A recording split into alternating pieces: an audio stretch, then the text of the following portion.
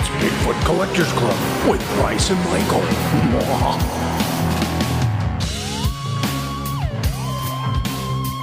I know a ghost story or two.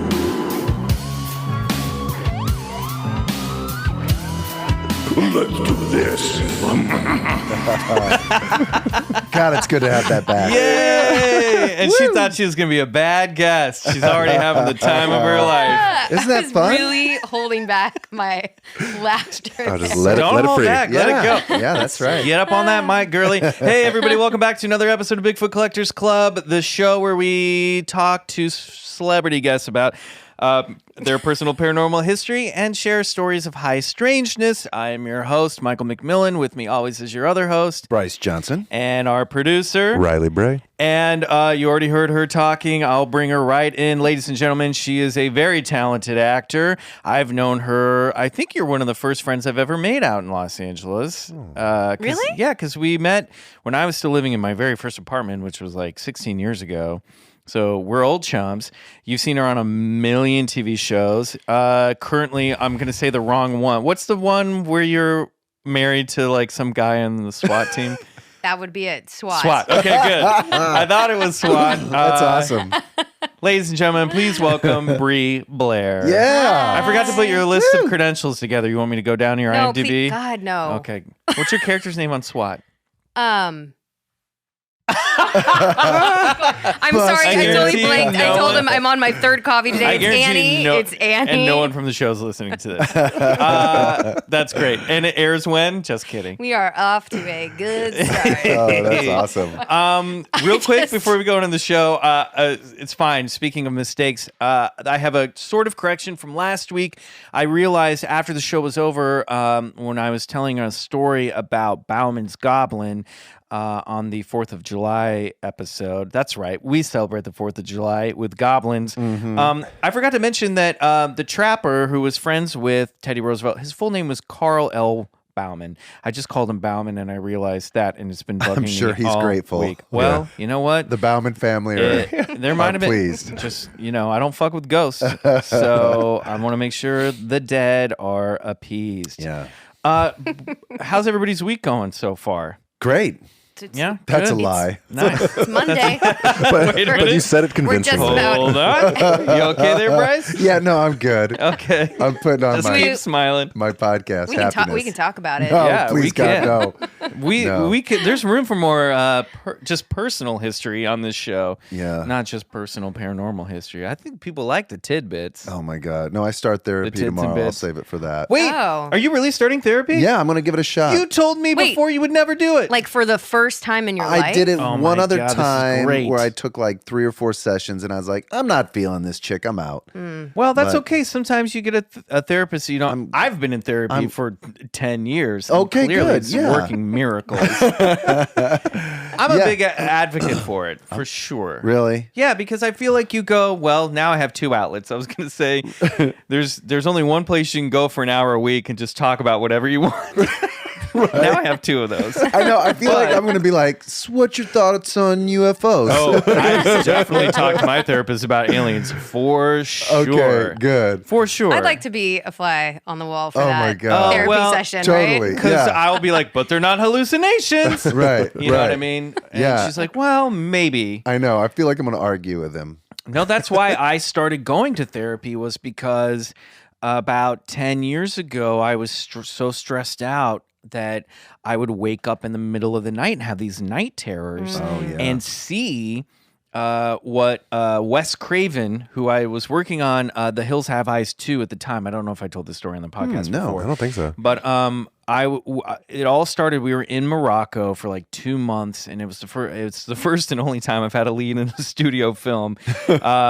And I was like doing some like kind of actiony stuff. I had like assault rifles and knives, and I was like crushing mutants' heads with large rocks. And Hell yeah. it was really gory. I was like covered in blood for like a month at least. I've got to see this. And it's, you know what? Maybe we'll do it on one of our movie nights. That'd be great. That'd be Yes. kind of That fun. would be great. It is a monster movie. Perfect. But anyway, so I woke up one night in the hotel that we were in, and we were shooting 6 days, 16-hour days. And like, again, we were out for the first month in the Moroccan desert, 115 degrees. I mean, it was just like it was most physical stress I'd ever been through on anything, you know, especially a job. And I woke up one night and I saw myself covered in blood standing over my bed holding a knife. Oh no. And I have never like a fucking scream from like the bottom of my, like from the base of my balls, just went shot up my body. I like threw a pillow. I like knocked over the lamp. I ran into the bathroom and slammed the door, and I was shaking so fucking hard. And now we had been smoking a lot of hash. So I'm sure that wasn't it. But you're fine. But I remember the next day talking about it on set, and between takes, Wes Craven, who was there producing, was like, "You saw a phantom." I was like, "You saw what?" I was like, "You saw a phantom. Next time, ask it what it wants." That's great. And I was like, "Next time, no, thank you." Right. But that's Did you ever have him again? Yeah, it started happening to me a lot. When I came back in town, I would like wake up and I remember seeing like a woman in a glowing green woman. I saw like two goblins with like cat eyes and big teeth, like Cheshire cat fangs, like peering through my doorway. But what would happen is I'd wake up and it would be they would be there for a split second and then they'd be gone. Did you wake up in like a night sweat? I would wake up and it would be the first thing that I'd see as I opened my eyes, and just as soon as I saw it, it would vanish. You know what I mean? Wow. But it was very clear for that second or two. Ooh. And which is really funny, and this is going to segue later into our story of high strangeness. So I went to therapy because I was like, I'm fucking seeing shit. Mm-hmm. And she was like, this is your anxiety. This is just how your anxiety manifests itself. And it wasn't even day one, day two. I'm talking 2-3 months later, 4 or 5, like maybe even a year later, of just going in and talking about stuff. And I went, oh my God, it hit me one day. I went, that used to happen to me as a kid. Oh, wow. And I went, oh, I remember one time I woke up as a kid and I saw E.T. like standing over my bed and I screamed and it vanished. So actually, I think that was my teddy bear there. But it was like my teddy bear had morphed into E.T. for a moment. And I went, oh my God, this has been happening. And then I was like, oh, actually, it happened during times in high school too. And I could always point to periods of stress in my life where it would happen.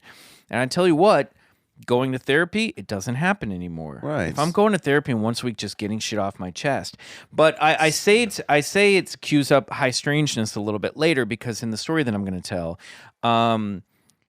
the person at the center of the story starts connecting dots, and some things she doesn't even should seem obvious, and then later she went, oh my God, that used to happen to me as a kid too. Right. And you don't always link up these things that happen to you because they're happening years apart at a time to create one clear narrative. And that's what therapy helped me do. I went, okay, so now I know if I'm overly worked, if I'm a little stressed, if I'm not getting stuff off my chest, you're gonna be seeing shit. Like I'm gonna have nightmares, or I'm gonna have like night terrors, and that just fucking happens. I have this fear of like being hypno-regressed, like, you know, because most alien abduction cases, they don't really find the good details until they get what's called regressed, which means like a hypnotherapist or a therapist who's licensed to do hypnotherapy will take them through the incident either like in a semi sort of unconscious days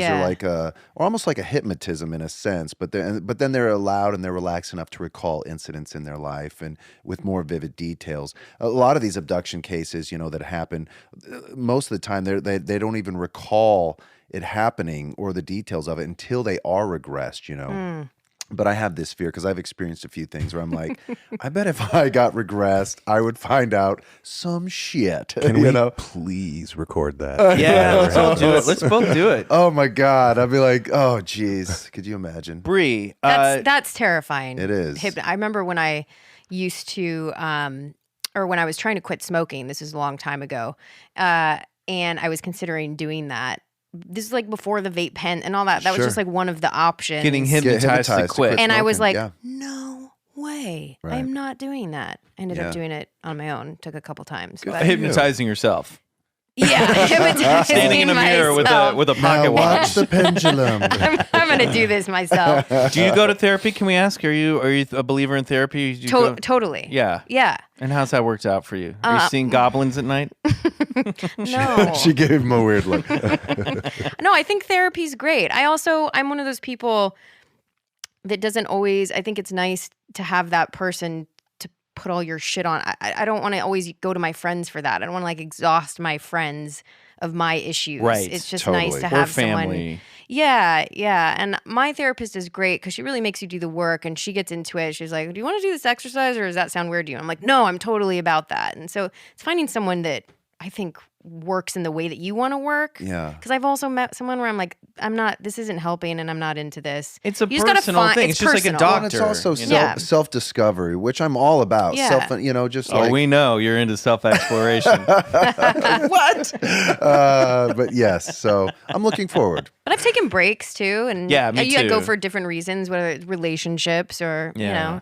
in different periods in your life. And it's good. Yeah. Yeah. Speaking of periods in your life, What is my it? God. I don't Where are know. you That going was a with that? weird. that yeah, was a bad weird. segue. Yes. What is your personal paranormal history? This is the thing. This is the dilemma. I don't really have one. And Is it's that so- a dilemma? Well, yeah. In general? when you're hearing all of these like stories, and by the way, I've been close. I feel like I've been so close to many of them, or they've happened in the next room, Oh, well, or tell it. stories Well, have like been what? told, and then I'm missing out because I don't have anything. What happened? Was there anything that happened in the next room that you know about, or a good friend, or anything? Anything you remember from growing up? So years ago, I used to work at the Avalon, which is notoriously known for the ghosts, Yeah, great. right? And I'm trying to remember all the stories, but I remember when I first got the job and they gave us the tour down, they're like, well, there's a guy up there who's been seen eating popcorn because I think the story was that there was a kid that fell over the balcony, Oh, weird. a young kid, and that what do you call it when there's the type of ghosts that live there all the time and then ones that visit? Yeah, What is that called? residential ghost. And then Resident Evil. Resident ghosts. Yeah, So they yeah. had some resident ghosts. Yeah. And so we get told the story, and then the security guards had theirs, and I was like, okay, well, we'll see if anything happens. I worked at the Avalon, but I also worked up at the Spider Room upstairs. Remember now, that back in the day? seems like a place that if any of them was going to be haunted, it's going to be the spider room. Well, you think. Yeah.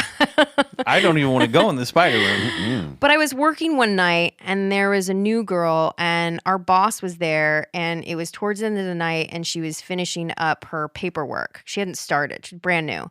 And she walked down the stairs and I was finishing up. I was in the room and he was walking right behind her and she just fell down the stairs. And I'm like, she didn't trip or whatever. She no. sprained her ankle and fell down a flight of stairs. And he goes, I swear to God, it just looked like her body moved forward. And she said it felt like someone pushed her down the stairs. What? Whoa. And that was, and so that's like as close as I've gotten to. That's fucked up when there's Can we ask you injury something? involved.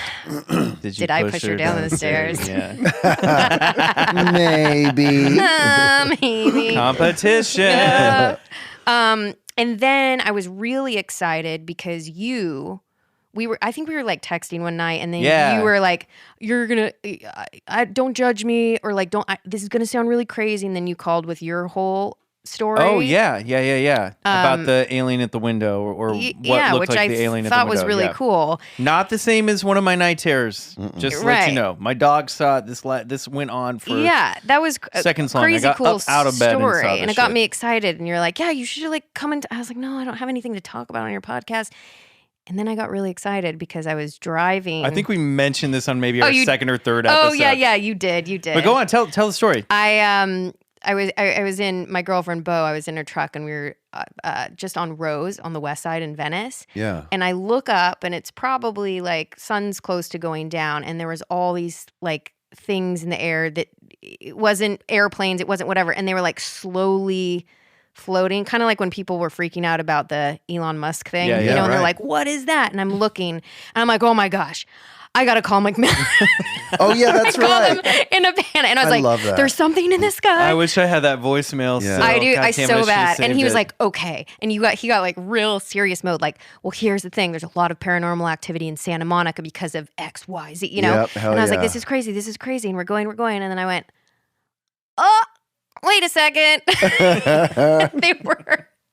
People were lighting lanterns and letting them go. Oh, wow. But you could see them so That should far be in the illegal. distance. You know what though? This is great because you hung with the sighting, and then you were able to discern that it was lanterns and not something, Yeah. paranormal or something. Yeah. And so I Yeah. think, as a witness, you are able to make those distinctions sometimes. We gotta Were you rule disappointed, that though? shit out. Otherwise, that's good when you can Yeah. rule something out Yeah. because then we look less like assholes. Because Yeah. if it's lanterns and we're calling it UFOs, we look like jerks. So we need to figure. We need to get this stuff defined for Yeah. sure. Yeah. What was your feeling? Were you like kind of excited? Did you feel any fear? Or? I was really excited. Yeah. Yeah. And then the Elon Musk thing happened, Yeah. and that was really exciting. Fooled everybody for a minute. I was definitely fooled. Yeah. It just looked like an undulating jellyfish in the sky. It Yeah. was cool as fuck Yeah. too. I remember one time I was up on the roof of my very first apartment building in Yeah. LA. This was back in my smoking days. Don't do it, kids. And I was having a cigarette, and I was out looking west towards the ocean. This is around the Fairfax district in Hollywood. So, it was a pretty clear night. And I remember looking out towards the west, and I could see these orangey yellow balls of light shooting up into the sky. They for a split second, I thought that somebody was just like lighting Roman candles off on another nearby roof. And then I realized wait, those are further away. And they kept going up. They were spiraling around one another. Whoa. And I waited for them to blow up into fireworks, and they didn't do that. And they just kept going up past the cloud cover.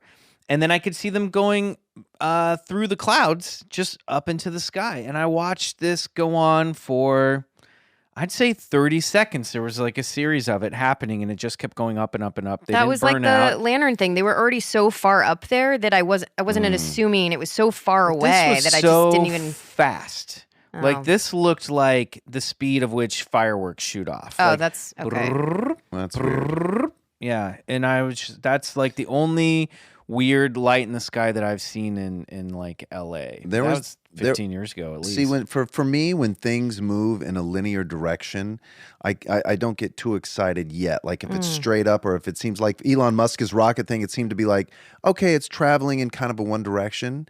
Now, this was at an angle, diagonal angle, spiraling around one another, multiple lights. when things stop in the air and change directions, that's when I start getting a little not excited, but going, what the fuck is that? I mean, there was a point when I was taking my kids to the park, and for a couple months, I'd be watching, just staring up, and I would see them in the sky, and they would just look like little white balls, and they would just be sitting there, and then they would move, and then they would stop again, and then they would move another direction, and I'm going, okay. Now, I know that can't be a plane. I know it's not a satellite because satellites can't stop. I mean, they're in a rotation. And I know it's not a star. And then you just start going, what the fuck is that? You know what I mean? Because now it's starting to not obey our general understanding of the laws of physics. These things are whatever that is or was.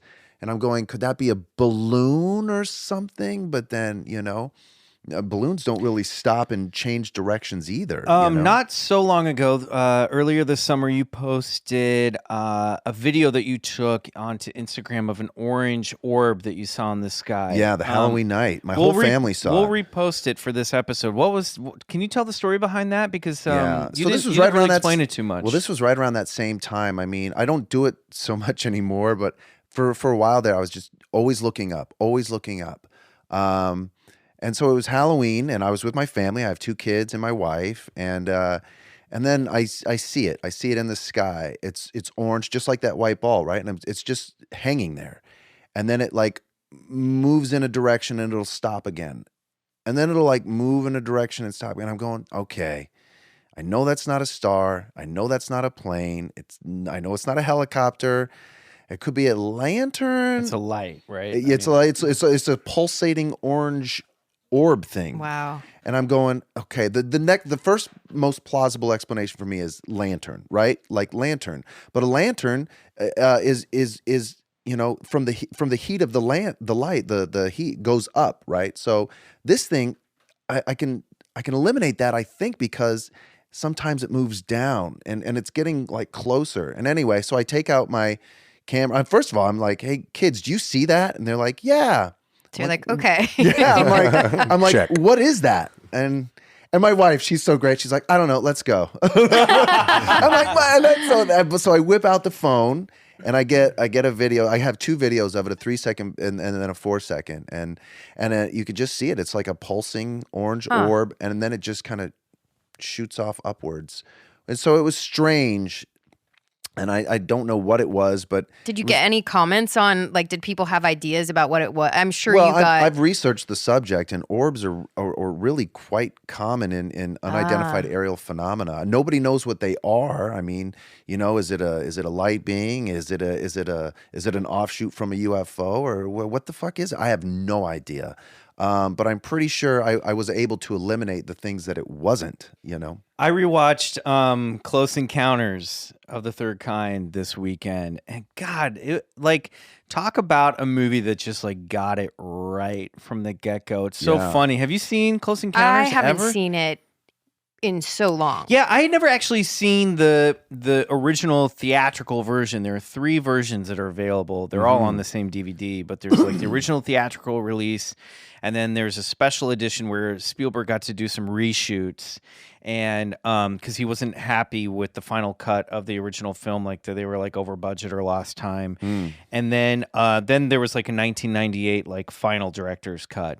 But I hadn't seen the original theatrical release, which does not show the interior of the mothership at the end. But it's so cool because there's that like little red glowing orb flying around. Yeah, it looked like that. It's like the baby one that follows the ice cream cone shaped ones. And so there's like the little UFOs that don't have passengers in them. They're the size of like like a large screen TV or something. And then there's like the mothership that has all the entities in it, and then there's like the little red orb, and I was like, oh man, this is like from 79 they were making this. 78, and it has like all the staple shit that we still talk about today. It's all in that one movie. And there's also a great cameo by J. Allen Hynek at the very end when the government and everybody's watching the mothership come in. They cut to J. Allen Hynek, who's this famous UFO researcher, and he's there with his pipe, and there's just one shot of him. So like he's with them in the crowd. Oh, that's wild. And he consulted on the film. But of course, I didn't catch that the last time. I mean, it's been 10 years since I've watched it. At least I didn't catch that 10 years ago. But anyway, such a good, just classic. It holds up. It really does. Well, they say it really does hold up. Some of the effects are a little dated, but the wonder of that film. There's really a lot of fucking lore holds behind up. that film, and one of the lores is there's supposed some 16 millimeter footage taken of a landing at Holloman Air Force Base. Now, Richard Nixon knew about this, and this is all part of the lore, right? Yeah. And they gave it to a filmmaker named Robert Emenegger, who was going to make first of all, Nixon wanted to be like the disclosure president. He wanted to let the public know about everything that was going on. Yeah.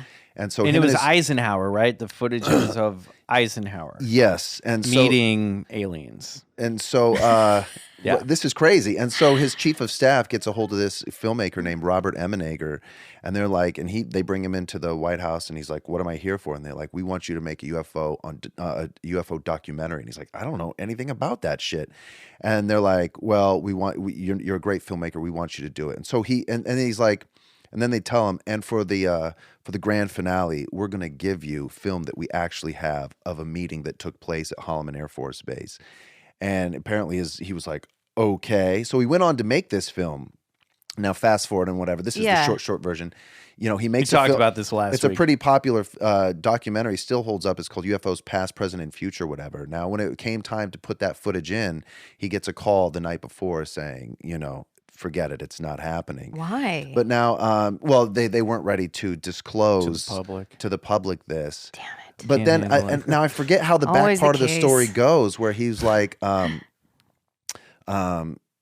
later on when he saw Robert Emenegger saw it, Close Encounters of the Third, they're like, oh yeah, Steven Spielberg had a meeting as well. He knew all about that Holloman Air Force meeting that Yeah. took place, and he based. Does he talk about Well, that? no, but when you in that final scene in Close Encounters, like they make such a point of Spielberg makes such a point of showing all the video cameras rolling. Right. He's taking footage of this stuff, and also it's very similar to the final scene in Raiders when the Nazis are opening up the Ark of the Covenant, and the Nazis are filming that as well. Right. So you could tell, and that's all around the same couple of years of filmmaking. There was this period where Spielberg was clearly into governments knowing about supernatural shit, documenting it. And in the case of Raiders, when the Ark comes open, those cameras get melted. So none of that shit was Right. ever. But it is a fascinating thing in Close Encounters of the Third Kind. You watch that movie, and when the movie ends, you're like, I wonder if they ever shared this with the public in this movie universe. Well, right? that's the because they go through the whole point of like creating a false. I don't want to say. Well, I'm not going to say it, but like saying that there was a radiation leak, a chemical leak to clear everybody out of the area, so when the aliens landed, the public wouldn't know about it. Yeah, well, that's sort of the rumor, right? Is that either A, Steven Spielberg was able to see this Holloman Air Force Base landing. He was disseminated this information Right. on purpose, or that B, that a government insider had told him about what happened, and because they knew he was making. Does he talk about it in film an on interview? Is this a common Oh, asked no. thing? I no. mean, I mean, I I'm think sure if he's you a- asked him, he would laugh. Sure. I But, think he's a 100% believer in this stuff, though, because if you Yeah. watch, like I said, if you go back and watch Close Encounters, Right. it's all there. Like all this shit that we're talking about, he's clearly a fan of it, and I think he's a believer. Anywho, Yeah, but that's an Yeah. interesting thing. Yeah, we'll have to. Interesting. I'm learning so much. Oh, What yeah. about? I'm also learning like what to get excited about now. So I feel like I'll be like a little bit more hesitant before I'm like, you guys, Right. Because you know that now both of you are my first phone call when Oh, this that's stuff great. goes I down. love that. We feel so Ghostbuster-esque. Bree. Yes. Speaking of alien abduction movies, you were in a television miniseries, 1992, on CBS, What? called Intruders. Oh man. It's so cool. Which was an adaptation of a book by Bud Hopkins called Intruders, Wow. The Incredible Visitations at Copley Woods. Now, loosely based. I rewatched this weekend Yeah, you in were preparation saying for that. today. Boy, oh boy, is that a hard miniseries, 2 hours and 47 minutes to get through. But there's some great alien scenes in it. It's just the music is terrible. Oh my But some of God. the special effects are really, really good. Bree, I remember when we talked about this years ago, and you told me that you were a child actor who was Yeah. in Intruders. I freaked out. I was so excited because I remember when Intruders came on the TV, and it scared the shit out of me. It was all about alien abduction. It's all that Johnny Mac stuff. Yeah. And Bud Hopkins and Johnny Mac were both listed as consulting, not producers, but they were consultants on the film. Wow. It's all about implants. It's all about abductions. Yep. And it's all about alien hybrid children. And do you have? Can you talk about? I mean, yeah, I have a few memories from it. Obviously, I was I'm trying to. 92. 92. You were a kid. Well, as a kid, yeah, I was probably like 9 or 10. Wow. 10. Maybe 10. I'm not sure. Don't do the math, please. But it was my very first. I mean, I'd like done a couple commercials and some print stuff. I'd asked my mom to do this, and she's like, "Okay, we can kind of figure it out and keep you in school and when we can, kind of thing." And then I like really was like, I want to be in the movie. So this That's was my awesome. first job. I remember what's her name, Christian Slater's mom.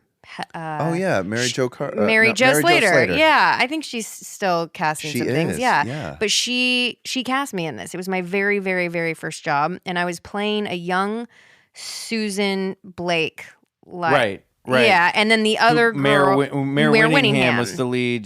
Mayor Winningham played a woman who's based on Deborah Jordan-Kaubble, who was the woman at the center of all of these abduction experiences. Wow. Yeah. And you played a younger version of her older sister. Susan Blakely. Yeah, that's her name, Susan Blakely. Yeah. Yeah, and I mean, we had a blast, but I remember them bringing out, we were talking about, when the kid turns around the thing. I have pictures of it. I should have brought it with the mask that they made, like the special effects. The scene is like little Bre. I've never seen and a it. little girl following a little strange boy into the woods, and I was laughing because the dialogue is literally, "Little boy, slow down. Little boy, wait." Like, what kid calls another kid? Yeah, little boy? very bizarre. It would just be like, "Hey, wait."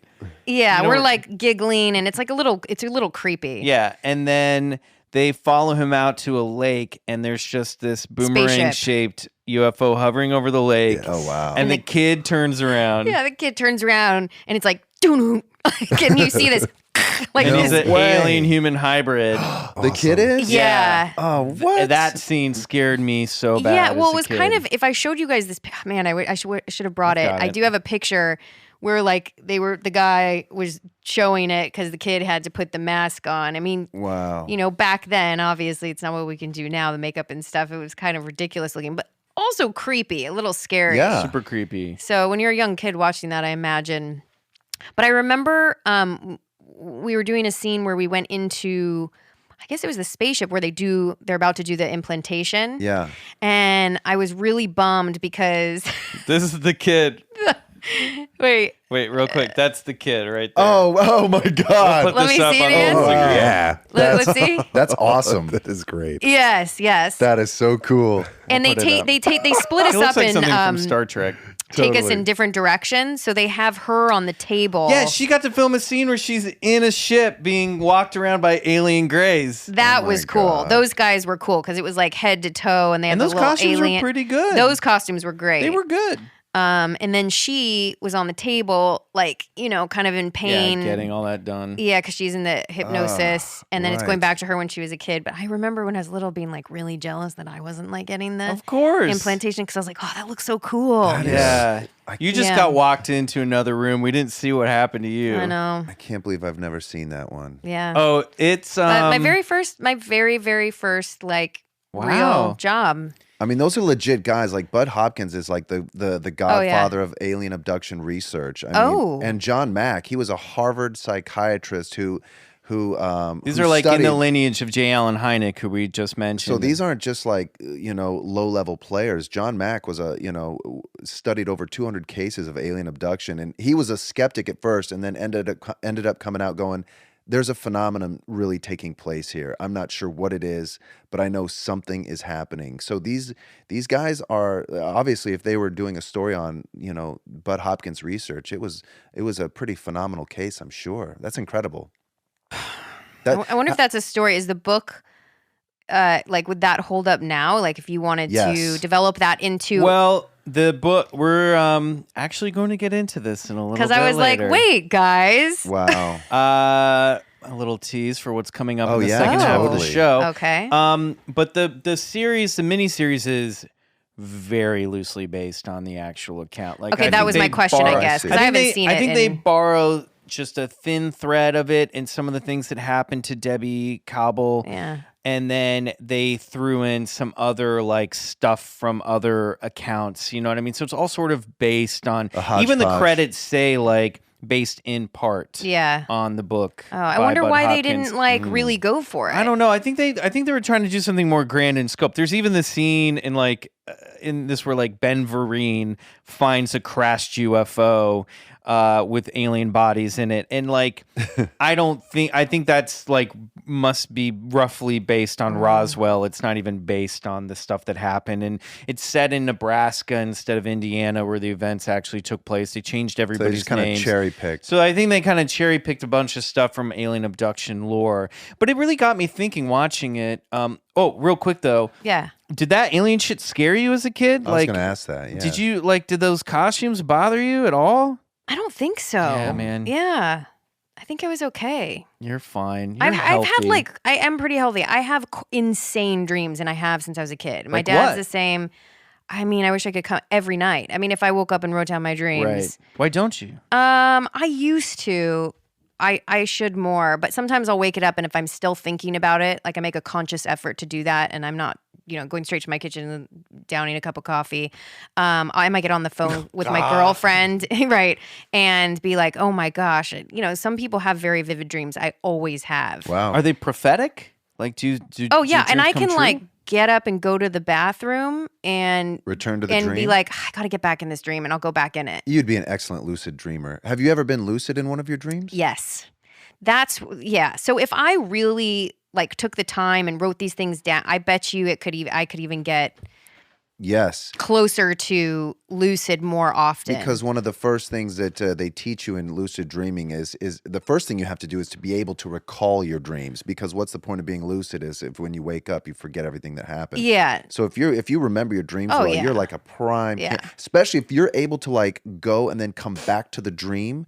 That's like Oh, yeah. That's like one of the techniques as well. You're like a prime candidate. And I don't even do it with that much effort. I just think that That'd be great. I've just been dreaming like that for so long. My dad's the same way, and his mom. I used to call my grandmother, who's now passed, and get on the phone, and she was so good at analyzing dreams. And my It's a dad's gift. pretty good at it too. Oh my God, you should. And buy a book and on then my lucid mom dreaming. remembers all her dreams too, and I think that's the Native American Indian side. I think that's on my mom's side, Oh, and then my really? dad's side, I don't know what it is, but Yeah. his mom and me, so we're all like Wow. able to. Because some people don't even dream that much, which No, is I know. wild to me. What is it? Did That's you ever have nightmares as a kid? fascinating. No, see, never night terrors. Yeah, boy, I had all that shit. Yeah. I of course I have nightmares. I mean, but my dreams are like I can feel pain. Like I'll get stabbed and feel it, the running thing, and they'll be like these epic long dreams, and I can feel everything. I feel like I see it's just wild. I was just reading today that if, let's say, in a dream, you were to work out, let's say do bench press, you're lucid and you decide to do lucid dreaming bench presses, it will have just as much effect, if not possibly more, What? than actually physically working out because it's connected to 80% of your neural pathways. And so it actually taps into your subconscious mind, I which mean- is just as powerful as your Bryce, conscious mind. I'm only laughing at your enthusiasm on this. I mean, I believe it. It's just so charming. I mean, sure. I mean, if that's what I need to do, that's what I'm you just going got to about do. 20 Dude, people you could get buff in your dreams. really bro. excited, Sleep gym. saying, "All Sleep right, gym. Let's get on this. this Yeah. is It's a like new Yeah. this is the venture. new LA." Like, It's the Well, new fad. I'm excited for you because, I mean, if you were to pick up a book on lucid dreaming, you would be able to find some fascinating case study on what people are able to do within their lucid dreams. yeah, I Stuff haven't like- even like done any Oh of my that. God. So Why don't I, you do I it? wonder. Well, maybe you guys will get me. Okay, You're like a Picasso that refuses to Yeah. paint. You're able to like heal. You're able to like get advice for yourself. Oh, You're able yeah. to like talk to. Do you have spirit ascended guides in your masters. dreams? Well, that's why I've always wanted to work with what's her name, Sandra Seacat, because she does all that dream work stuff. don't know I did it Sandra years Seacat. ago. There was this woman named Rocky Parker, who's old school, and she's unfortunately not here anymore. But I had done a bit of dream work, and you basically, write down the thing and go to sleep, and you ask your character. Oh, I know about yeah, this. yeah. I haven't done it in forever, A but for friend of someone mine like me, works with her, who's a very successful actress. Yeah. I don't want to say her name because I don't know if I think she- there's a ton of people that work But with her. she's very but- successful, and she works with this woman, and she swears by it. Yeah, it might. I think it'd be beneficial to someone like me because I can so easily tap into that. So wait, what is side. it? Just because I know awesome. people are listening at home, they don't really know anything about I it. forget what it is, but there's a question. It's an acting please- teacher that makes you go to your dreams to help build your character. Yeah, exactly. That's wild. Help. That's all I know. Get into Okay. your subconscious and you ask. There's actually a certain question. What was it? I can't remember. I remember I worked with Melanie Griffith, and she did that, and she goes, "Oh yeah, this is what you ask, and this is the certain question. I have it written Is it down like on an my notepad." item? Like, They ask you to bring an item or something. That's in strange. The character to bring you an item in your dream. I think or there's something? a few things you can do, and then hopefully somehow it might come up. Well, what? Sorry. No, that's it. What does this mean for you? How does this affect your life? This dreaming stuff, or does you know what I mean? Like, what's the takeaway? Is it connected? For it Do you for think it's connected to a higher realm? Do you think there's more to the dream world than just like being asleep and your neuropses firing off? That's an interesting question. I I don't know, but I find it fascinating. I'd be really bummed out if I didn't have dreams the way that I do. But I also just thought I was always quite an intuitive person, and that was part of it. And so that's why I was easily able to like tap into. I don't know. I should do more research on this and more work on it. I think you should. I've been told a million times. Going back to therapy, I actually had a therapist who is also great at analyzing dreams. Yeah. And that was really fun to do. And he was someone that told me, you need to do more dream work because there's a lot of stuff that your dreams that's tell you. interesting. I think you should, because that would be rad. Yeah. I think you should, because you're so passionate about it, so alive for you. Like, why not? Like, here you come. See, you thought you were a boring guest. You're like a fucking wizard dreamer. Wizard You dreamer. should- Wizard dreamer. Bre the Yeah. wizard Like, dreamer. That's your gift. I like it.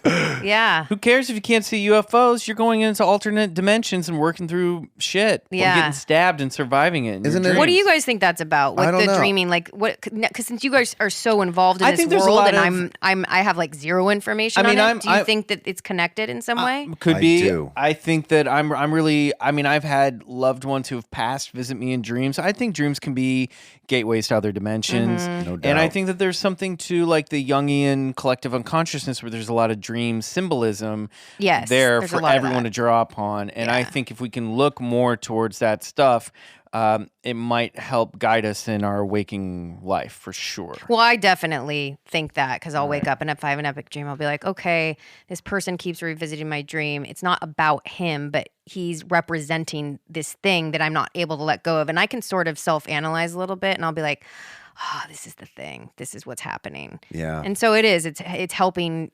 I don't think our scientists are even have a clue as to what dreams are really about. You know, I think it's in the Hindu religion, right? Their belief is that this entire world is constructed through the dream of Brahman, right? Like he was, which means, and I've had a feeling, or like I know that sounds so stupid, but like I remember having this kind of profound feeling that the actual waking world is more of the dream than the actual dream world. Like, in other words. That like, you know, that this actual whole paradigm is really just a dream. You know what I mean? Not, Interesting. I know that sounds No. so I strange. get what you're saying though. But I guess what that means is that there is just as much reality within the dream world as there is reality in me touching this coffee cup, you know? But I also feel like when we're sleeping, we're able to just the same idea is that drugs can open that part of your brain. I think when you're dreaming, we're opening up parts that we don't use necessarily. For sure. Definitely. And that's what I find fascinating too. I've woken up I have a couple weird things with a couple friends. I won't talk to her for a really long time. And I've woken up and had a dream and had a weird feeling about her and called her and been like, is everything okay? And sure enough, I'm calling at the right time. Something's going on. And it's her and I, and we just have this weird connection. Yeah. That's And that prophetic. so that when you asked me earlier, that kind of stuff, yes, I can't, it's not like a dream stuff and then all of a sudden Right. it happens. But like stuff like that with, I don't know, being connected with someone in my world, I've had that for sure. I think you should look into it. I Okay, really guys. do. You might have a superpower. All right, it's almost time for a break, but before we go, we have a new game we're doing this summer. Oh, yeah. I love this. It's a rapid fire question. Oh, Hold on. There's no right or wrong I'm answer. really bad at these. There's no right or wrong answer. do you give me choices though? You have a choice between two words. Bullshit or believe it. Oh, okay. See, I like that. There you I go. don't like it when it's like, Yeah. what's your favorite It's color? not And a I'm like, qu- No. Bullshit or I believe can't it. do it. Yeah. And you too say much pressure. you got to say the rules are you can only say one or another. You can intonate whatever you want the word, and we can come back and revisit some of them if we want to. Just let your gut guide you. All right. I'm gonna let my dream self and my gut.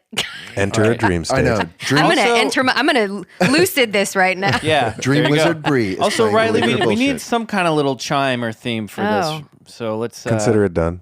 let's Done. note it, Beautiful. and then we'll Noted. make it. Here we go. All Ready? right. Dream Wizard Bre Bre. Blair, it's your time to play. Bullshit or believe it. Okay, Here we go. Ghosts, believe it. alien greys, Believe it. angels, Believe it. gnomes, Why not believe it? JFK assassination conspiracy, Believe it. Yeti, Believe it. fairies, Believe it. unicorns, Believe it. Loch Ness monster, Bullshit. UFOs. Believe it. Parallel universes. Believe it. Reptilians disguising themselves as humans. Bullshit. Mermaids. I want to believe it. Heaven. Believe it. Hell. Bullshit. Dragons.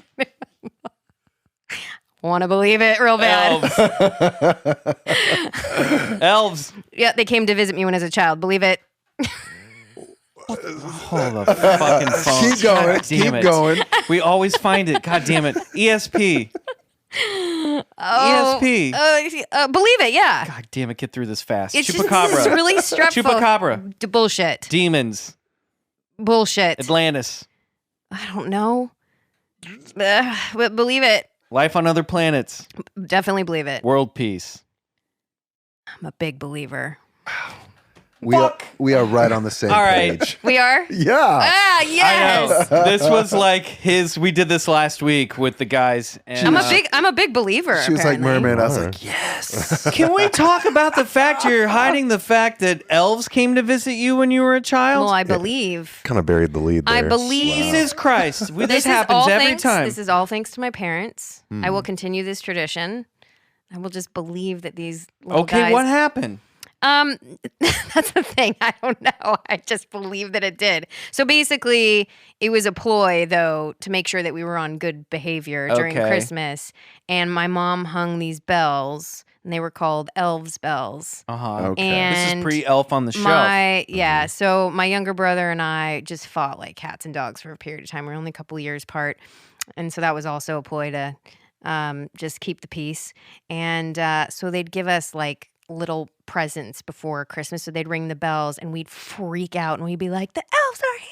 The elves are Yes. here. And there'd be a tiny little present at our door. And it would just basically keep us on good behavior. So my parents Okay. didn't have to deal with us. I'm aware of this. My wife does this. She Yeah. calls it lies, bribes, and fairies. And That's amazing. And it's used to keep Yeah, the peace yeah. or like to So create then- Great happiness. title for a parenting I've book. I obviously know this now, but I The was a Bigfoot big Collectors I Club was a Guide to big Parenting. believer for a long time. Okay. So I just felt like I had to say. Well, maybe they did. That's awesome. All right. All right. Santa Claus is an elf. We're gonna take a Yeah. big fat elf. We're gonna take a break, and when we Okay. come back, it's time for our tale of high strangeness. Woohoo!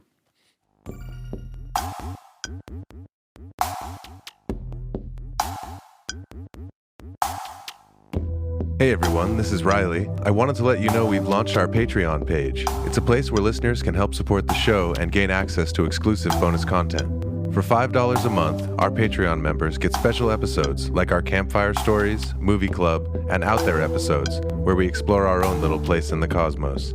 We also post behind-the-scenes conversations that happen during the breaks and all sorts of other bonuses. We put a lot of love into these episodes, and we make a lot of them. They're a deeper level of the show where we expand on ideas and concepts from our main feed. Our weekly show will of course always remain free, but for $5 a month, our Patreon members will gain full access to the inner sanctum of the BCC. We hope you'll join us there. That's patreon.com/BigfootCollectorsClub. And thanks for listening.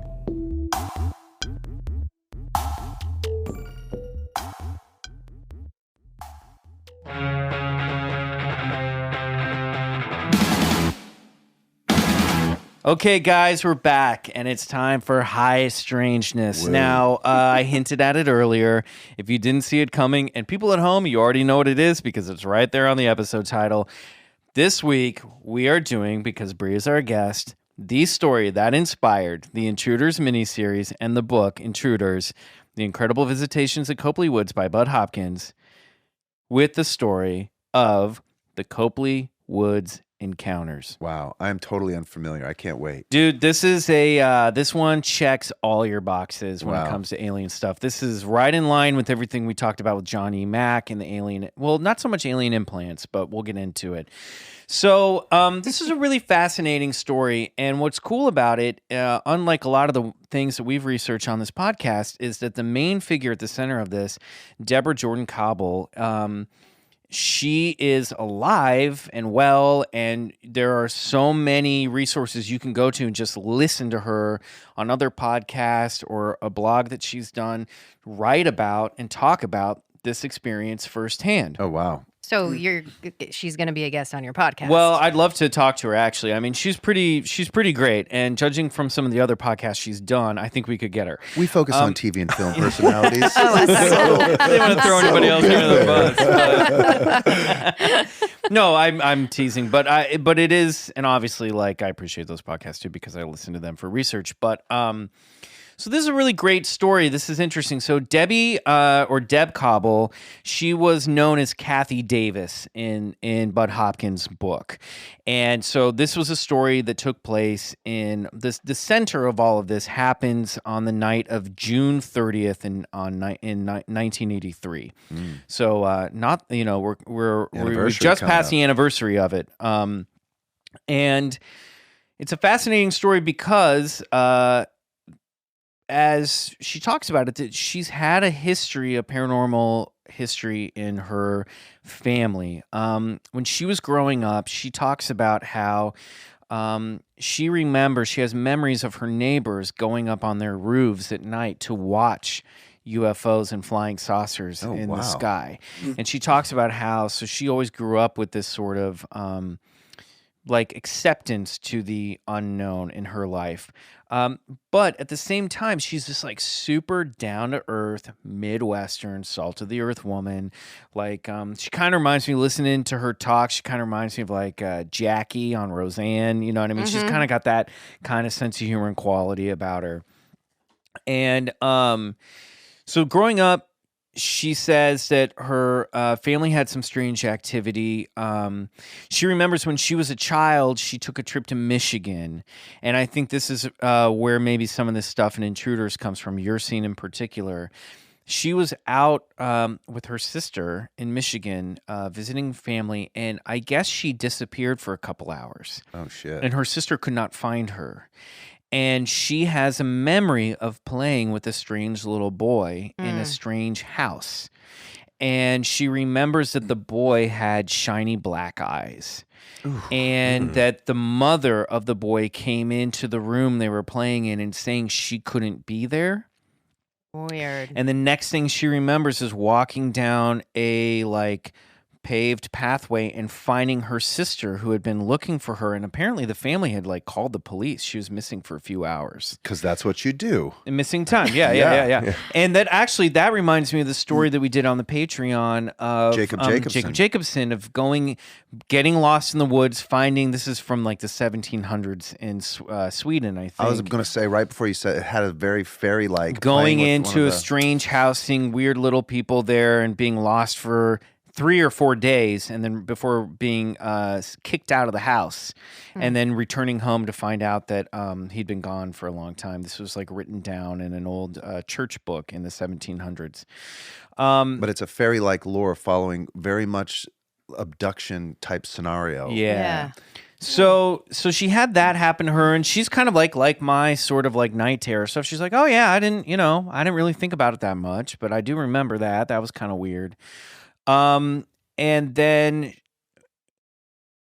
she had an experience where I guess she was a teenager, and she was engaged to be married to her boyfriend, and she got pregnant. And she said that they were just moving up the wedding day. She was like 17. And she was went with a girlfriend to Planned Parenthood because her girlfriend was going to get her like birth control or whatever. And she said that she felt she had a weird dream where she lost the baby. And sorry, this is like a pretty dramatic part of the story, so this might be a little triggering for some people, but she had a dream where she lost a baby. And she had a weird feeling, and her friend went, well, I'm going to Planned Parenthood, let's just go and you can take a pregnancy test while you're there. And she did, and I think she had been a few months along at least. And the test came back negative, and she went home and concerned, and her mother took her to the doctor, and the doctor did and checked her out, and he was like, you're not only are you're not pregnant, you're not showing any signs of pregnancy. And so the mother had asked, should we have a DNC? That's what it's called, correct? When we have a miscarriage, and they clean out what's there after a miscarriage. And the doctor said, you don't even need one of those. What? So there's this weird thing where she claims she was pregnant and then she just was not Wasn't. pregnant at all Weird. after that and did not even show signs of miscarriage. That's weird. So, and she had dreams occasionally of meeting a little girl who had bright blue eyes, and she knew was like her child, and there were all these other strange beings around her. These were all in dreams, though, what she thought were dreams, just like the hybrid child from Intruders. So anyway, jump ahead a little bit. When they're older, her sister used to drive her mother to bingo nights at her church, and her sister had a close encounter. Her sister dropped her mom off and saw a UFO hovering over the church, and then her sister experienced missing time. And the next thing she remembers, it's dark out, and it's time to pick up her mother from bingo. So she has about 2 or 3 hours that she can't recall. Yeah, can't account for. And Deb Kaubble says that they, all these sort of things happen, but they didn't really put all the dots together. And they said we would tease our sister about it just because it bothered her. But, we all believed her, but it was just sort of this little matter-of-fact thing. Now, jump ahead to that night, June 30th, 1983. Deb is recently divorced, and she's staying with her mother with her 2 young boys, her 2 little boys. So this was the man that she had married after that first pregnancy, and then she went on to have 2 kids with him, and they're divorced now. And the boys, I think, are like, 3, 4 years old, that age. And she had been staying with her mother's house in an area on the east side of Indianapolis. And the book calls it Copley Woods, but I think it has an actual the subdivision or the area has an actual name that they covered up for to help protect the family. And they're cleaning up for dinner, and she's washing the dishes, and she looks out into the backyard, and she sees a weird light on in the pool house. Eesh. Now, she said the yard must be a pretty big subdivision. What it sounds like, it's a triple level house that's built into a hillside, right? So when you're on the kitchen, you are looking out in the backyard from a second story patio. Right? And then there's a downstairs. You can walk down the patio to get to the ground floor. There's a pool out there. There's a pump house, a pool house, and there's a garage that's attached to the house. And then also there is a turnaround. The driveway splits into 2, and there's a driveway that can take you to a turnaround in the backyard. So I'm imagining, I grew up in a subdivision in Kansas where our lots were about an acre or 2 big. So I think this is probably a larger lot with a big lawn in the backyard, room for a pool house, all that stuff. So she goes, well, that's weird, because she had just it was her job to take care of the pool, and she'd locked everything up already. And so she went, why is there a light on the pool house? So she was about ready to go over to a friend's house that lived a block over, and she was cutting patterns with her friend, and she was making a little money on the side cutting patterns. So she was supposed to go over to cut patterns, and she went, well, I'm about to leave, so I'm going to go check it as I head out. So she gets in the car, and she goes down the turnaround, and by the time she's in the car, and she said, well, the light is off, the pool house is closed up.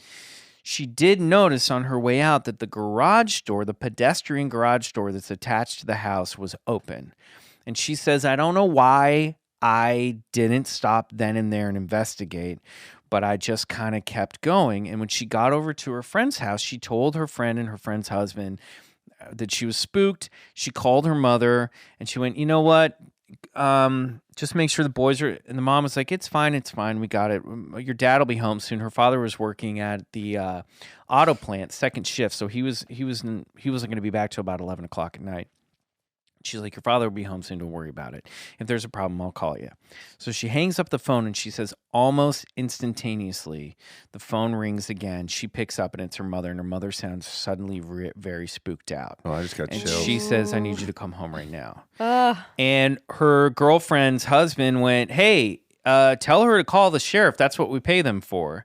And her mom said, Thanks, Dick. yeah, her mom said, also, well, why did he go over there? Drinking a beer. Call a cop. Yeah, Shit. call a cop. Shit, man. That's I'm paying their bill. Damn taxes. Yeah. and the mom goes, nope, I don't want any police, just you come over right now.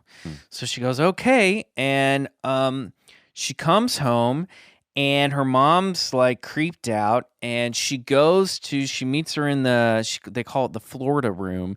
It's this built-on patio, the screened-in patio that looks over the backyard. And Deb goes and gets her father's shotgun. And her mom says, well, that's not loaded. And she goes, yeah, but they don't know that. I'll beat them to hell. I can beat the hell, I'll beat the shit out of them with this or whatever, she said. And she said it was funny because she's not a particularly brave or outgoing person, especially at that time in her life. She says now she is more so. But there was something that kind of came over her that kind of gave her a little... Yeah, it's called Mama Bear. Yeah, so she goes out and she goes to check the pool house, doesn't see anything, goes into the garage, finds the family dog, who I guess had been in heat, and they'd been keeping her in the garage, cowering under the truck, her father's old truck. And there's a old mattress leaned up against a wall, and she went, well, if anybody's hiding, it's behind this mattress. And she says she starts like taunting whoever's there, like, you better come out, you son of a bitch, I know you're hiding in there, or whatever she was saying. She said she was cursing at him.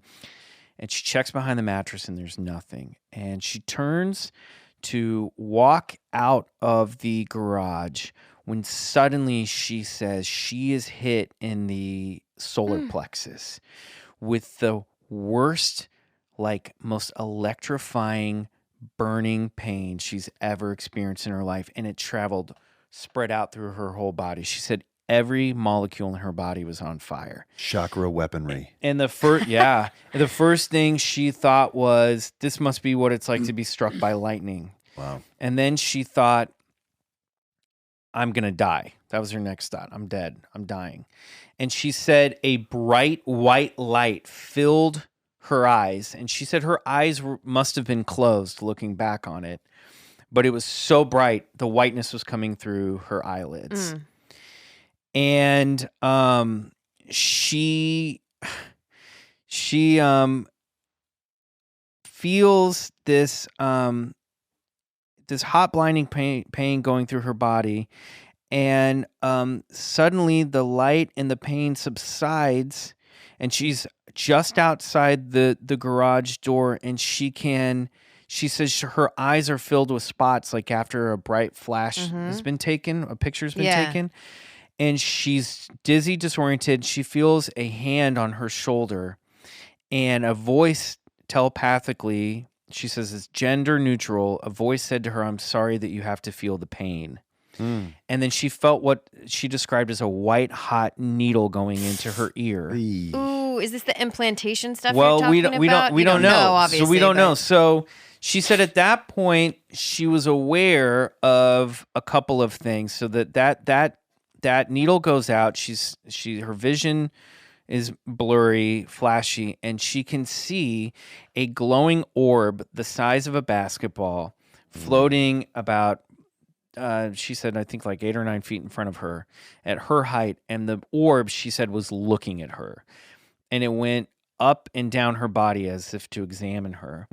And she was suddenly aware of 2 other things. One, off to her left, she said, was an egg-shaped craft that was about 8 to 10 feet in diameter and 8 to 10 feet tall, hovering off the ground. She wasn't sure if it was touching the ground because there were wavy, like those heat waves coming off of the ground between the egg-shaped craft and this. And then she said she could see what she described were the 6 children, childlike beings that were in the backyard with her. God. That is wild. Yep. And she said the egg-shaped craft, she said, I was scared. I didn't want to look at it, but I had to look at it because I was afraid of what it was going to do to me. And she also said, looking back on it, it was so small, she wasn't even sure it was a craft because she didn't know how all 6 of these entities would fit in that one little pod. Yeah. So the next thing she's aware of, she hears her mother calling her name, and she snaps to it. And her mom is calling her from that second-story patio. And she says from the time it took her to walk back from that spot outside the garage to her mother, she forgot about what had just happened. Mm-hmm. And she got up to her mother and was disoriented. And her mother said, did you find anything? Her mother didn't see anything, apparently. And she said, it's all cool. And she said she felt creeped out, and she felt like she does remember feeling like, I need to get wet. I need to wash my body. So she calls her friend that she was supposed to be doing the patterns with, and she said, you know what? I don't feel like doing this. Why don't you come over, bring your daughter, and we'll go swimming? Because they had a pool, and it was hot out. It was almost the 4th of July. So her friend brings her daughter over, and as they are walking from the back, from the house across the backyard to the pool, they said that her daughter's both feet went numb as she walked over a patch of grass. What? And her legs went numb, and they got in the pool, and within 30 minutes, they were all feeling nauseous and sick. So they called it a night, and Deb wakes up the next morning, and her eyes are red and swollen shut. And now at the time, she does not remember the white light. She doesn't remember the orb. Her mother doesn't recall anything strange happening. They take her to the emergency. Hence inviting somebody else over, right? Yeah. Because that sounded strange. She lost these... Take a shower, bitch. No. So right. They go to the ER. The ER sends her across the street to brings in an eye specialist, and they go to his office across the street. And he looks at her eyes, and the first thing he asks her is if she had looked directly into the arc of a welder's torch. Ark of the Covenant. Yeah, exactly. That's a very strange thing to. Because he was seeing specific thing to ask. He could tell that damage. There was some bright white light damage that had happened. She said no. He said, have you been staring into the sun? She said no. And he went, well, I'll tell you what, this is I've never seen anything quite like this. I'm going to prescribe it as severe conjunctivitis. He gave her drops and cream. She said it took weeks, if not months, for the pain and all the swelling to go down. She said ever since then she's had cataracts and vision problems. What? Severely farsighted. And the dog, sidebar, also developed severe cataracts and within 2 months died. And the vet said it had developed some type of rapid cancer of some kind. Radiation or something, huh? So she went about her business and feeling weird, feeling disoriented, not recalling all this stuff. And about a week later, it was the 4th of July, and people were over, and some of the kids, her sons and some of the other kids in the family, came running into the house, and they went, hey, there's this weird mark on your lawn. And they go out in the backyard, and near where she now recalls the egg craft being, there was a patch of grass that had been burnt and a long arc coming off of it with a tail. And she said as soon as she saw that, all the memories came flooding back. Wow. She immediately remembered it. But right before that, her mom goes, well, that's where the UFO landed. And you're like, wait a second. And she looked at her mom and goes, why the hell would you say that? And then all of a sudden it came back. Wow. And she could see, she said when she looked at the grass, she could see dark black eyes superimposed over it in her mind's eye. Jeez. She started having panic attacks, started developing nightmares. She said she couldn't go by that window, the window that overlooked a patch of grass where that burn mark was. Yeah. She said she had an irrational fear of being pulled out that window and taken. And she was living with this they saw a psychologist. She got tested for schizophrenia, for all that stuff. They said, you don't have any of that, but you are showing signs of extreme post-traumatic stress disorder. And this is in 1983. This is before this was a popular term. Right. So she had remembered a book that she'd checked out of the library, but had a hard time reading because it caused her nightmares and panic attacks. Yeah. Called Missing Time by Bud Hopkins. Oh, shit. And she had remembered that in the back of that book, there was an address where she could write Bud Hopkins. Yeah. And so she went back to the library, checked that book out, and then wrote him a letter. And basically she'd been kind of putting the pieces together. And she's like, well, I don't want to sound like an idiot, so I'm gonna write him about my sister's account of the missing time and the UFO. And she gave it to her mother. Her mother almost didn't mail it, but she did. And about 2 months later, Bud Bud Hopkins wrote her back, or called her, I think, and she sold her washer and dryer to buy a bus ticket to New York City from Indiana. She felt crazy doing all this stuff. Sure. But she went and met with Bud, and they started a 3-year investigative process. Oh, wow. Where he started writing the book, Intruders. And in that, she started to connect all of the dots, the missing time from her sister, the thing that happened to her when she was a kid, the pregnancy thing. Wow. And she never regained the missing time from the backyard. But she started to go, some of those things that she thought were dreams didn't feel like dreams anymore. Right. And in particular, the missing pregnancy and the alien hybrid child, she kept having dreams of this little girl with these big, giant blue eyes that she felt was her daughter. Wow. That it was an alien human hybrid. And she says one night, years later, a few years after the 1983 encounter in the back of the house, she said she was sitting out on this is a different location. She had her own house now, and she was sitting out on the back patio, and there was I think it was an apartment. There was a slatted, enclosed patio. And she said she was sitting out there at night, and she looked through the slats, and she could see a little girl with giant blue eyes staring at her through the slats. And she went outside and looked around for her and couldn't find anybody. Sure, because she's transdimensional. Well, yeah, and that's the thing. So, well, Obviously. I love it. Obviously. well, but Obviously. this is the thing: is she has said that she thinks that they might be aliens, but she has said that her life has really changed since then. She's been very open-minded. She's been thinking a lot more about this stuff. Obviously, she just talks now, and she really thinks that whatever this is might be ultra-terrestrial. That they might be from other dimensions, and that. It's just this story. This is basically the encounter in Copley Woods, but God, it is just high strangeness. It's got 101. everything. It's got everything in it. Yeah. So that's Deb. Crazy. Yeah, Oh, that's wow. her story. I want to dig in. I want Wizard Dreamer to tell us what the hell. No shit. So when we was come back, that? we're gonna ask Bre what the hell was that. I want to know about, you can ask me, is the implantation thing. What is that all? What do people believe that is for? We'll get into Well, it yeah, right we did after a this story on break. that. Yeah. Oh, shit. We've done it all here on the BCC.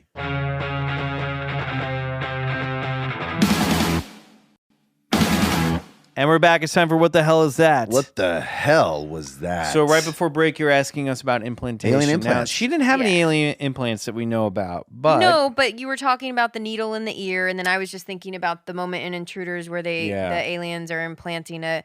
But Yeah. what and for what? This I need you to educate me. First of all, these aren't like individual themes. These are common occurrences in abduction phenomena. The alien hybrid children, the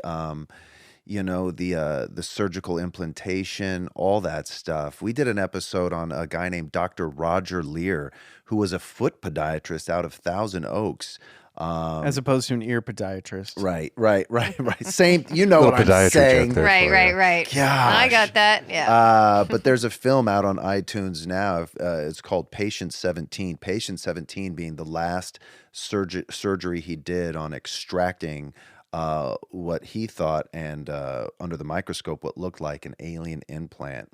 Now, Patient 17 was a guy who he was a religious guy, wanted nothing to do with ufology or something like this, but for some reason, somehow, like this, had some spotted memories of, being taken, missing time until, and then there's this thing, on his leg that he's like, I just have a feeling that there's something here. And then he gets it x-rayed. I think that And they find an anomalous object. Anyway, long story short, this guy, Dr. Roger Lear, took out, had 17 patients where he took out objects, actual physical objects, which under the microscope and under lab testing held anomalous isotopic properties. it could be tracking devices. They might be stuff that's in there to interact with human physiology. 17 I know, it's people weird. with something, whether it I know. is that or not, is pretty bizarre. Yeah, it's super bizarre.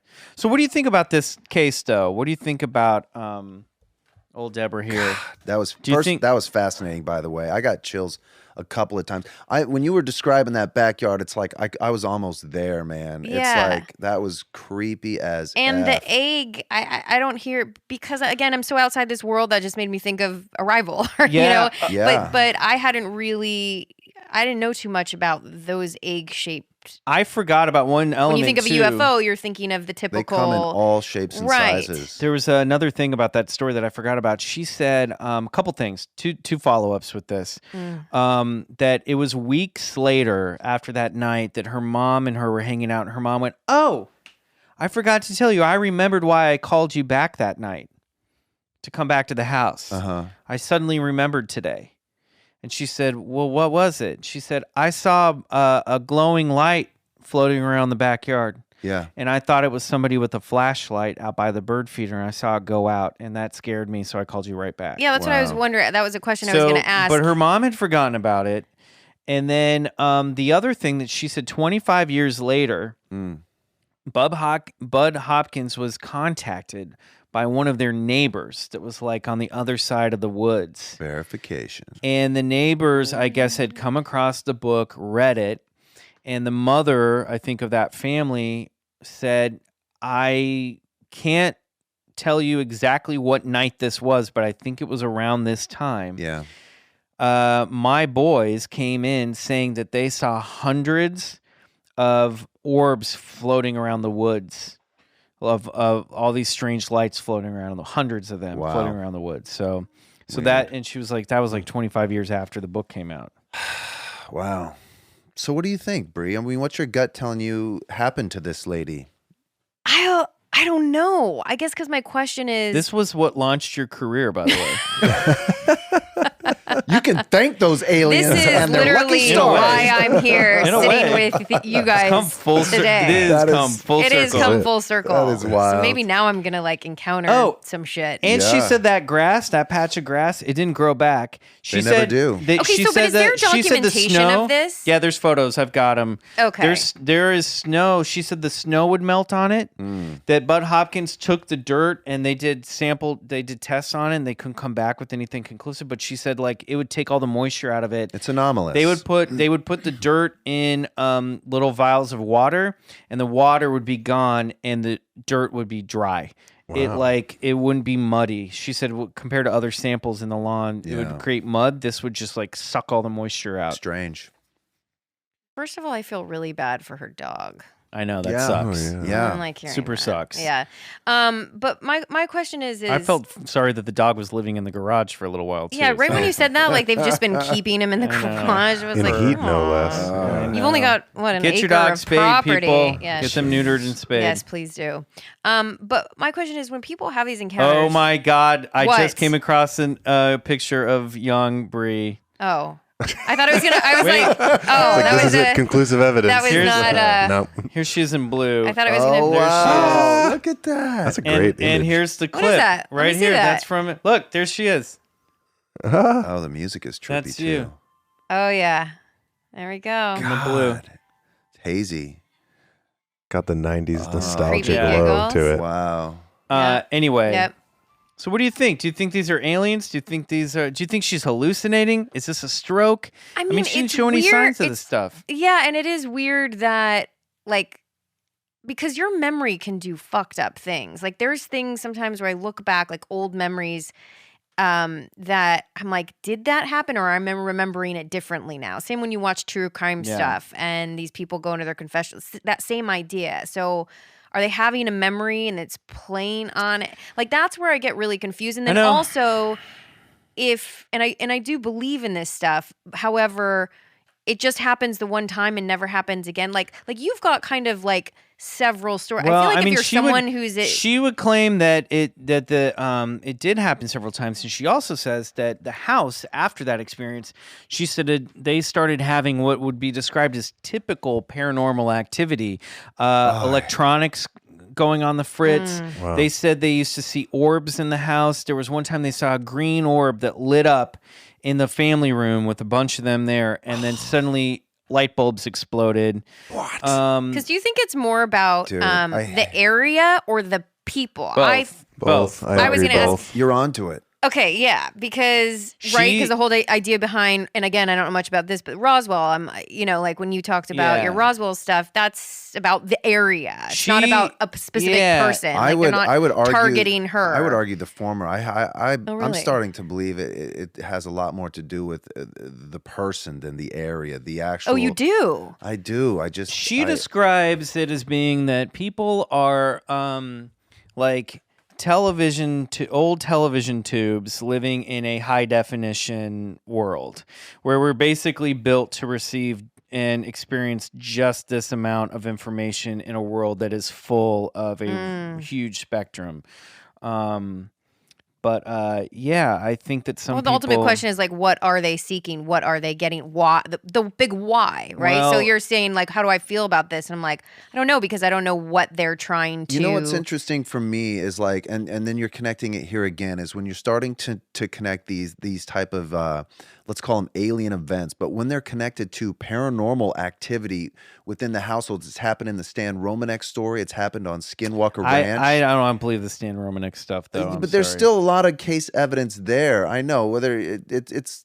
I know what you're saying. It's tough because he faked a lot of that stuff, and also he was arrested for not the best kiddie case. porn. So right. I think we can. It's we hard gotta to just toss that one out. hear reliable. stories, Yeah. even though they're cool stories, and not have. That's why I asked you: is there documentation or? I don't want to disparage your point, though, Bryce. You are my point. I just my want to. point Anytime was, we bring is up that name on the show, this isn't the only case where there's like alien activity, and then either post or pre, there's also some paranormal activity that's taking place. What would people relate to? The spiritual world or the spirit world or ghosts? That's or like why hauntings. she thinks this stuff might be ultra terrestrial from other dimensions, not necessarily coming from other planets. Got But it. It does seem to be that whatever they want, one of the things that they want, at least in the alien abduction mythology, Yeah, that's what I want to know. is that human hybrid child, the melding of the alien creature and the human creature to create a new thing. genome. A new species, one that can exist in perhaps both worlds at the same time. Okay. That seems to be, and a lot of like old Celtic fairy lore, fairies were obsessed with taking human babies. And so there's And a a lot lot of times that they didn't come back. Whereas today, in today's phenomenology, They're disappearing and then they get to come back to their bed. well, thank God. but if you so take many disappeared people and children around the world. and Yeah, if you take, that's true, but too. also if you take like if she was pregnant and lost that fetus.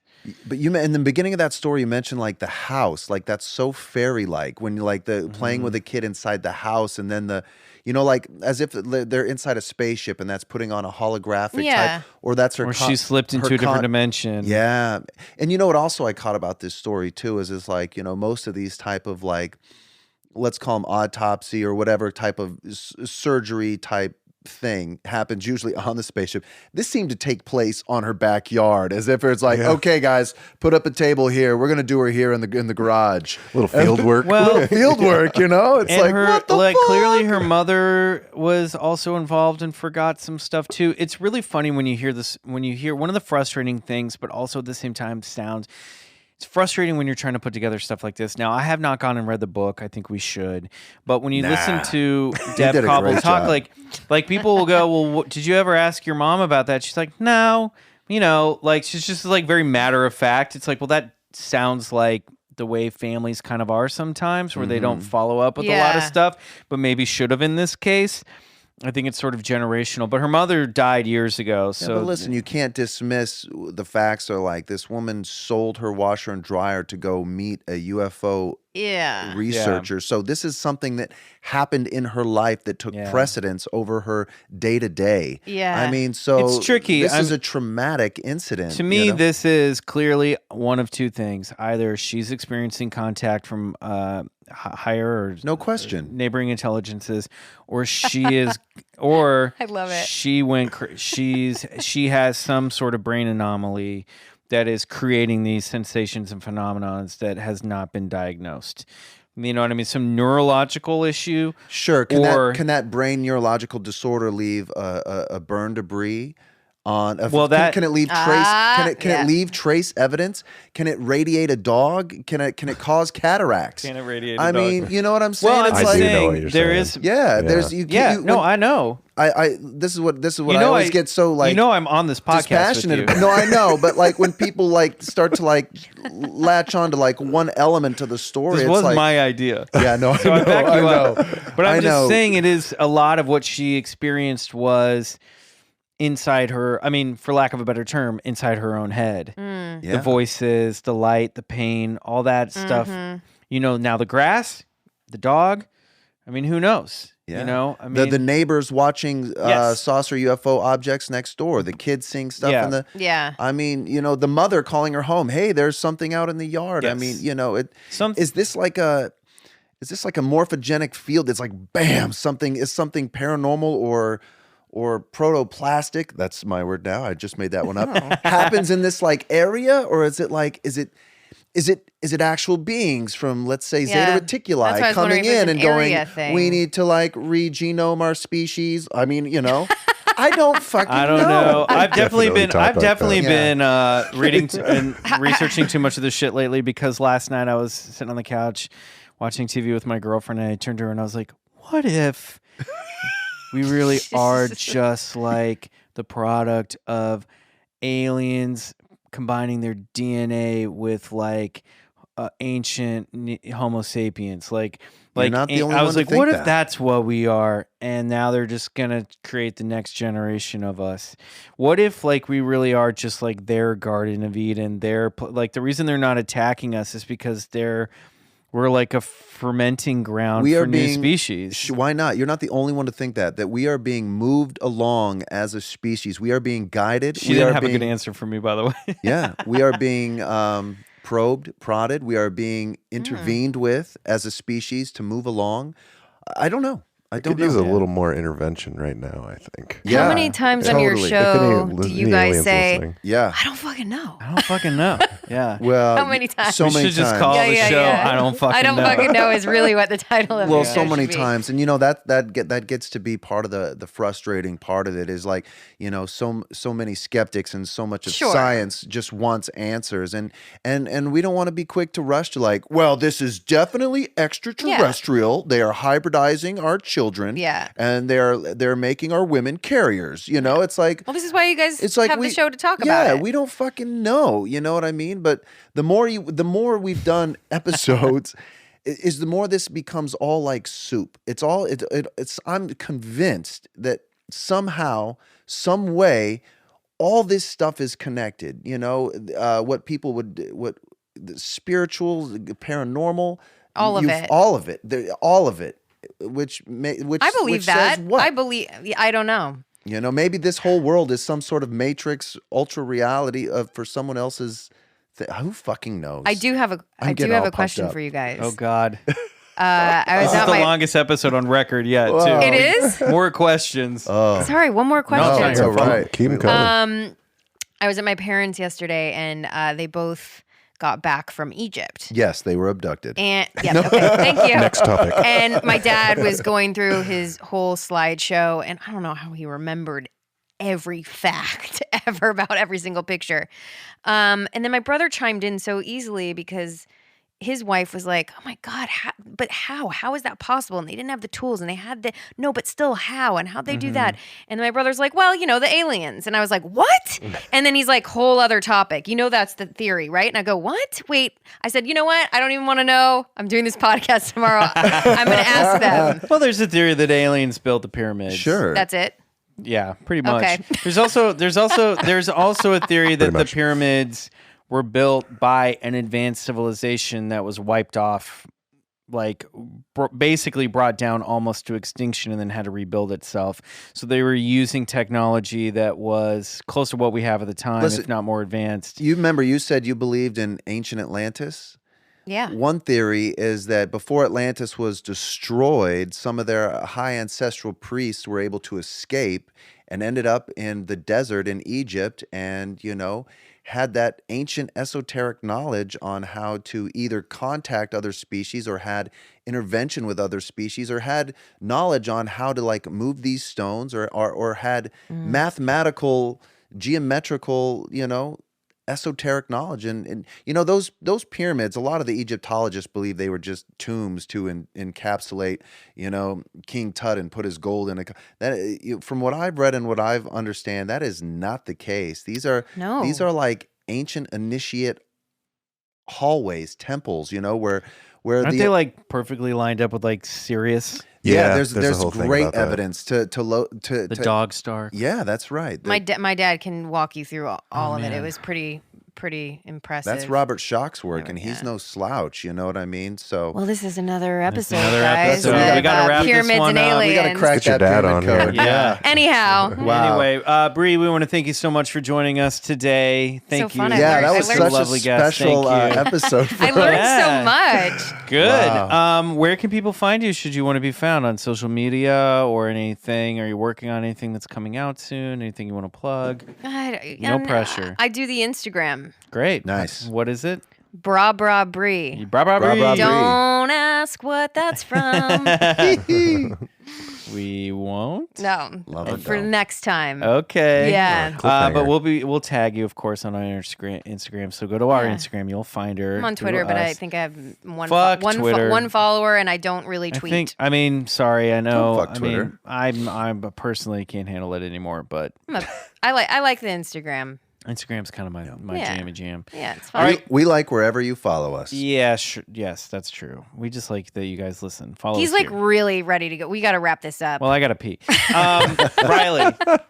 Holler at me on the Instagram at trashbag #. Bryce. Yeah, hey, check us out on patreon.com/Bigfoot Collectors Club, where we do a bunch of other stuff. Yeah, we have 3 to 5 bonus episodes every month over there. So you're getting twice as much content if you subscribe for a nominal fee of $5 a month. And we appreciate you supporting the show.